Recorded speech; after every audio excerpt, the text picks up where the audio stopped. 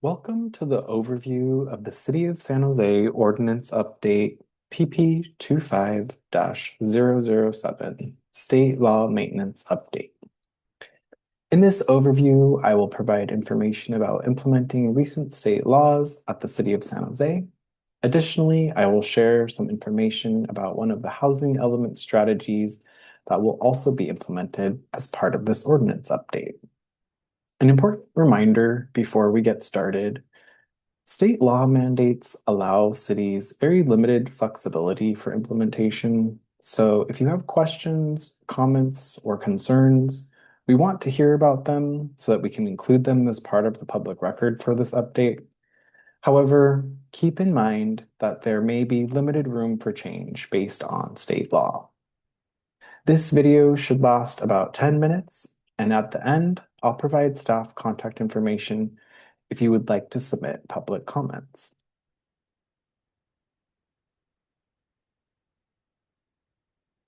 There are three recent state laws that will be addressed as part of this ordinance update.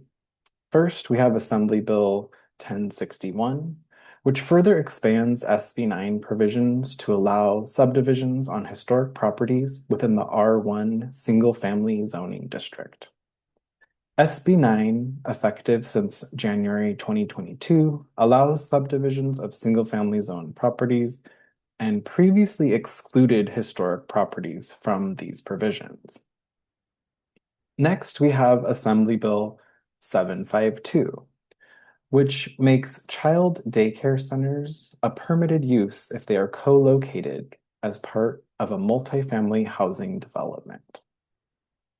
And then we have Assembly Bill 1154 and Senate Bill 543, which makes some changes to existing state law for junior accessory dwelling units, commonly referred to as JADUs.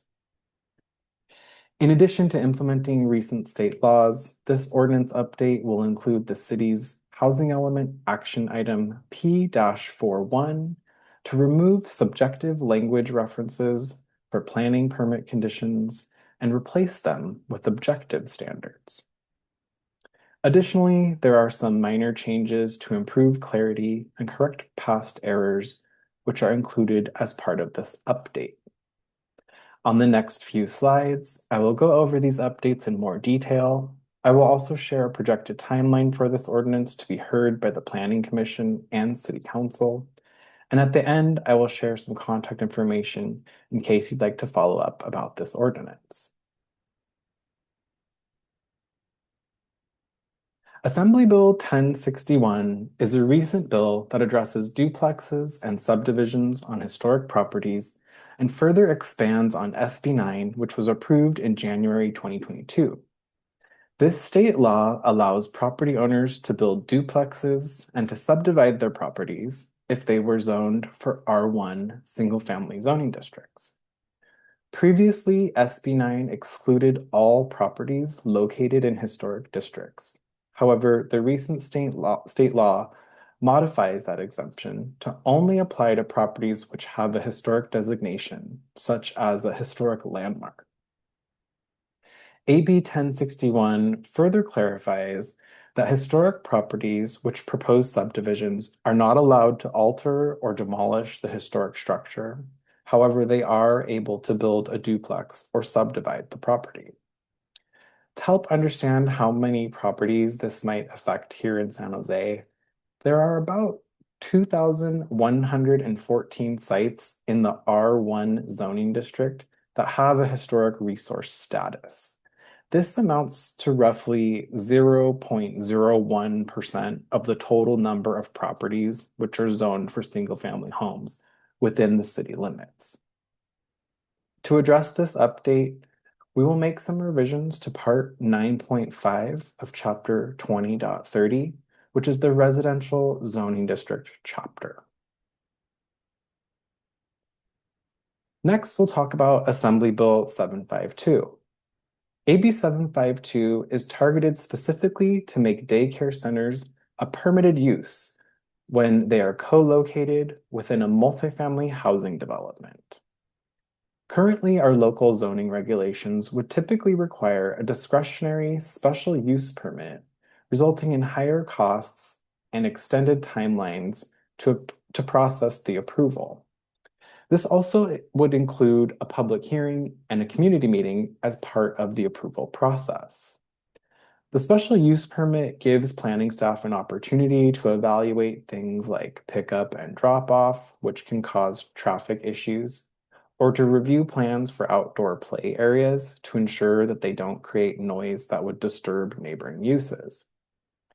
Based on the updated state law, if a child daycare center was proposed as part of a new multifamily housing development, or if one was developed in an existing multifamily housing development, there would no longer be a requirement for a special use permit.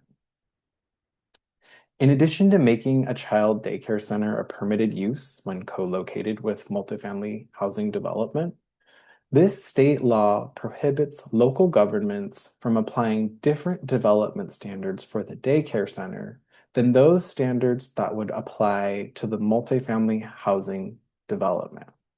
So that means for this update, we are unable to address pickup, drop-off, or noise issues that may be associated with the child daycare center. To address this update, we will add a new use called child daycare co-located with multifamily housing development to the use tables for a variety of zoning districts, which permit multifamily housing development. These are fairly small changes. However, because the use tables are large and contain a lot of information, this update makes up a significant portion of the ordinance. Now I'm going to talk about Assembly Bill 1154 and Senate Bill 543, which amend regulations related to junior accessory dwelling units, or JADUs. There are two significant changes in this update. The first is related to owner occupancy, and the second is related to the minimum length of time for rentals. Previous JADU law required owner occupancy. Typically, the owner of the property would be required to live in either the primary dwelling unit or the JADU while they rented out the remainder of the unit.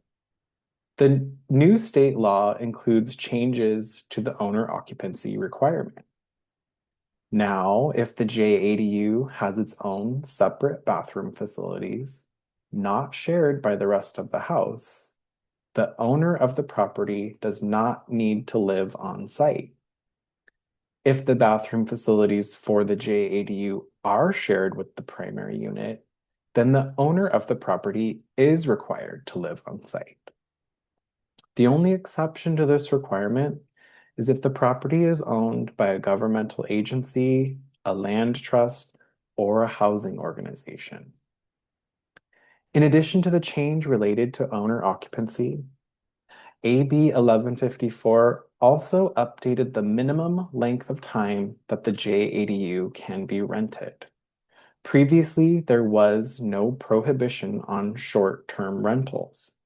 However, under the new state law, the rental of a JADU must be for a minimum of 30 days or more.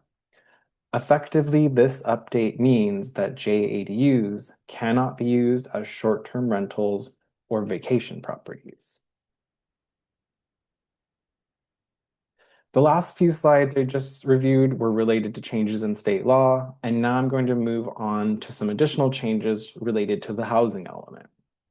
The City of San Jose's housing element is a part of the Envision San Jose 2040 General Plan. The purpose of the plan is to identify the city's housing needs and opportunities and to establish goals and strategies to inform housing decisions. One of those strategies is P-41, which is to review and revise subjective language used in standard permit conditions, including site development permits, conditional use permits, special use permits, or planned development permits. This update is aimed at revising subjective standards in order to replace them with objective standards. The proposed amendments aim to improve transparency and predictability in the development review process by establishing measurable criteria for evaluating housing projects.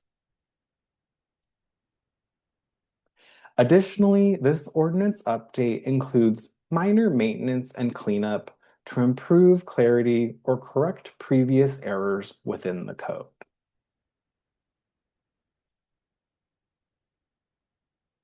This ordinance will be discussed during 3 public hearings. These dates are our projected hearing dates and may be subject to change. It's always a good idea to look at the city's planning calendar or the ordinance webpage for additional updates. The Planning Commission is scheduled for May 6th. This hearing will be held in person in the council chambers at City Hall. The Airport Land Use Commission meeting is scheduled for May 27th. This hearing will be held virtually. The City Council hearing is scheduled for June 2nd and will be held in the council chambers at City Hall. If you have any comments or questions, on this slide you can find contact info for myself and my co-project manager, Rena Ong, along with the contact info for supervising planner Aparna Ankola, who oversees the ordinance team. This concludes staff presentation. Please feel free to reach out to us if you would like to follow up on this presentation or if you need more information.